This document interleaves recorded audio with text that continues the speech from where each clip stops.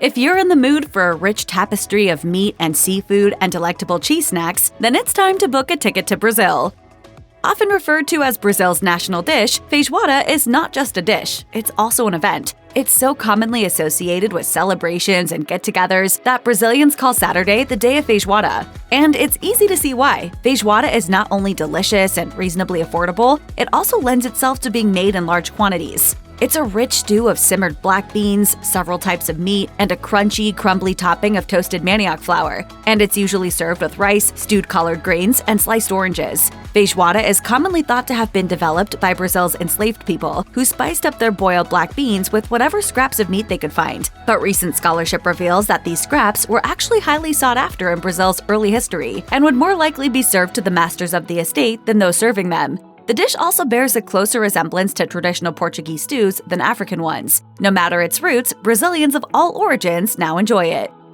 Pão de queijo, which literally means cheese bread, is a warm bite of cheesy goodness. Crunchy on the outside and soft and chewy inside, these popover-like treats are a common side dish as well as a popular breakfast option. Their structure comes from tapioca starch, a derivative of cassava, which is a native plant of Brazil. Pão de queijo's presence on Brazilian tables can be credited in part to the indigenous Guarani people, who developed an effective method of rendering the naturally toxic root safe to eat. One of the edible byproducts of this process is tapioca flour. Brazilian slaves discovered that this powdery starch could be made into simple breads, and settlers of Portuguese descent likewise found that it could work as a flour substitute in some contexts. That was a useful hack, as wheat didn't grow well in Brazil's climate. When it's mixed with eggs, milk, and cheese and then baked, it forms pão de queijo.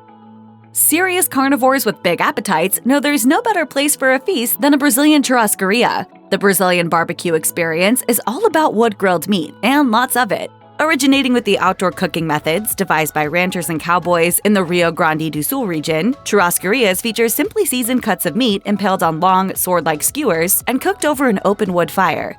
Servers walk through the dining room bearing skewers full of just-cooked meat, slicing it off at will for any diner who wants it. Super tender.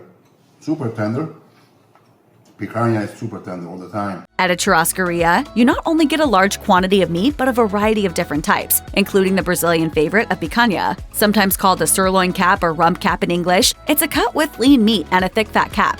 Cooked slowly so that the fat renders into the meat, making it juicy while preserving its assertively beefy flavor, it's a highly prized dish in Brazilian cuisine. If you look at a map of Brazil, you'll quickly understand why seafood is such a big deal there. The country boasts close to 8,000 kilometers of coastline, and it's also home to the Amazon, the world's largest river by water volume. All this H2O, of course, means plentiful fish and other seafood, and Brazilian cooks have devised a number of creative and mouth-watering ways to prepare it. Moqueca makes use of multiple types of seafood, as well as other locally grown ingredients, including coconut milk. This makes for a soupy stew that's deliciously rich and flavorful. But moqueca is also a reflection of Brazil's complicated history. Its preparation starts with a base of refogado, a classic Portuguese flavor base of sautéed minced onions and herbs. It also includes a heavy dose of palm oil, an ingredient introduced by African slaves for flavor and coloring. And the word moqueca is thought to come from the name of a fish dish made by one of Brazil's many native groups. So deeply ingrained is the dish in Brazilian culture that no one knows exactly when or where it first emerged. But if you love seafood, it's definitely well worth trying. Brazil has a rich tradition of street foods, which is great news if you're a fan of crunchy, savory fried snacks. One classic treat worth seeking out is acarajé, a specialty of the northeastern state of Bahia.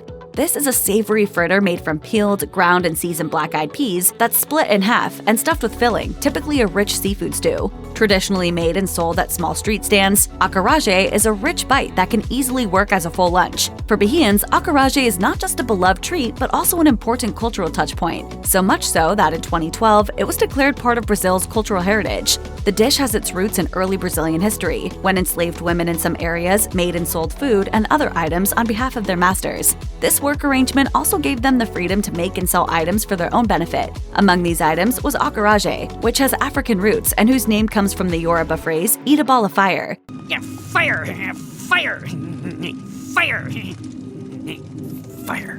Today, the dish continues to be proudly made and sold by Afro-Brazilian women, and it's so deeply revered that the recipe is considered sacred. If you've spent any time in a smoothie shop lately, you're surely familiar with acai. It's a tart, deep purple fruit that's gained a reputation as a superfood thanks to its high load of antioxidants. You can find it in everything from drinks to energy bars to yogurt. You might think this is a thoroughly modern treat, but açaí has actually been a dietary staple for centuries among Brazilians' indigenous peoples, who've long appreciated its unique flavor and easy availability. The fruit grows on palm trees native to the area, and children as young as 8 learn to scale the tall trees, as they hold a knife in their teeth to reach the treetops and harvest the fruit. You can enjoy açaí the traditional way, ground into a pulp and mixed with sugar and tapioca. The resulting treat is much like a cold fruit soup, which is positively refreshing if you're in the heat of a tropical jungle. There's something festive about food shaped like other foods. Creative Brazilian cooks have gotten in on the fun with coxinhas, which are chicken leg-shaped fried chicken croquettes. Nobody calls me chicken. Once you bite into one, the poultry flavor comes through loud and clear. Coxinhas are not only filled with shredded chicken mixed with cream cheese and herbs, they're also encased in a dough made from chicken stock and flour before being breaded and fried. Today, these treats can be found across Brazil as restaurant appetizers or casual takeaway snacks at bakeries and gas stations. While a popular urban legend attributes the coxinha's invention to the palace kitchens of Brazil's Princess Isabel during the 19th century, food historians believe it was actually developed as a more affordable alternative to the chicken pieces traditionally given to factory workers as snacks. A rich seafood stew thickened with bread and ground nuts, vatapá is another beloved Brazilian dish with a mysterious history. It originated in Bahia, as the country's first African slaves were brought to the northeast part of the country to work the sugar plantations. Over generations, their descendants married people of both Portuguese and indigenous descent. This resulted in a cultural mix unique to Brazil, in which African influences are pervasive and hard to tease apart from those of other cultures. Vatapá is a case in point. The name itself comes from a Yoruba term for spicy seafood paste, which aptly describes the dish. However, no such dish actually exists in Africa, suggesting that Afro-Brazilians invented it in their new homeland as a way to make use of easily available ingredients. The dish's many ingredients reveal multiple cultural influences. The dried shrimp used as a flavor base is distinctly African. The breadcrumbs used as a thickener reflect a European influence. And the many locally grown ingredients like coconut milk, chiles, citrus, and fresh seafood make it uniquely Brazilian. If you grew up craving fish sticks and tater tots, then the Portuguese-Brazilian treat, bolinhos de bacalhau, will make you swoon. They're made from a mixture of seasoned mashed potatoes and finely shredded reconstituted dried salt cod, which are then rolled into balls and deep-fried. They're golden and crunchy on the outside and tender and creamy with just enough savory seafood flavor on the inside. While many of Brazil's signature dishes reflect a mixture of cultural influences, bolinhos de bacalhau were adopted virtually unchanged from the Portuguese homeland. Salt cod is a signature ingredient of Portuguese cuisine and a relic from the country's period as a maritime superpower. Salt cod in its traditional preparations naturally crossed the Atlantic to Brazil with Portuguese explorers and settlers. Nowadays, Brazilians enjoy bolinhos de bacalhau as a bar food with a dash of hot sauce and lots of ice-cold beer.